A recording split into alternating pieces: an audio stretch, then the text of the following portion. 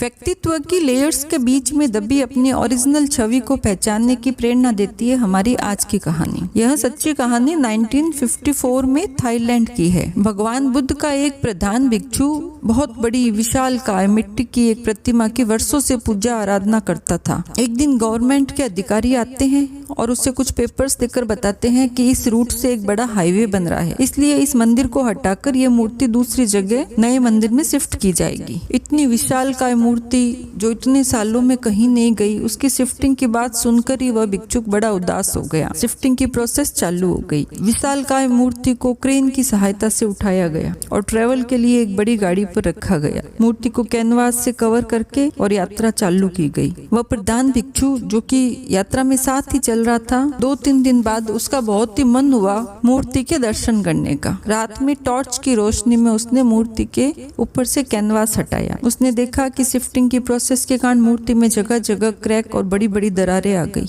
उसे बहुत दुख हुआ। अचानक उसकी नजरें दरारों के अंदर से आती चमकीली रोशनी पर ठहर गई, जो टॉर्च की लाइट के कारण रिफ्लेक्ट हो रही थी। उसने थोड़ा थोड़ा क्ले को हटाना चालू किया तो वहां पर उसे क्ले की लेयर के अंदर तो रियल गोल्ड दिखाई दिया। तुरंत अधिकारियों को बुलाया गया। सारी क्ले हटाकर शुद्ध सोने की अब तक की सबसे हैवी भगवान बुद्ध की मूर्ति स्थापित की गई, करीब 5500 किलो की।